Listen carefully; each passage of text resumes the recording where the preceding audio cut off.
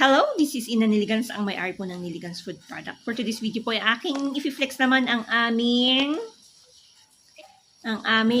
tag pulburon. Ito po ang aming packaging sa pulburon. We have the plastic one. This is the ordinary packaging po.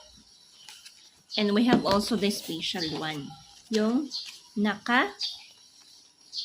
box naman. Pero this is malaki. This is 35 grams na may laman na 10 pieces na naka-individually wrap.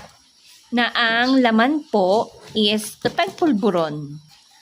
Kung ano po ang taste ng classic na pulburon is hindi po ganun siya. Pero ito, the taste is na ano mo yung bits ng tag and also the amoy yung taste ng ating tag.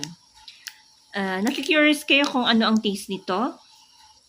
Bumili kayo para matry nyo at hindi kayo magsisisi na you try this one.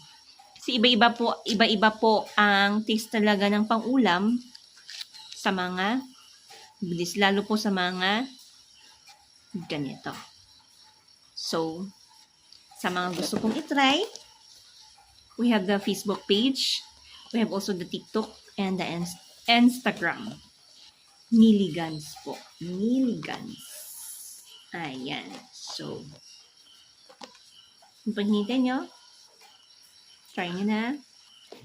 Pwede po namin ipadala through GNT kung malayo po kayo at na gusto nyong matry ang aming product. So, bye for now.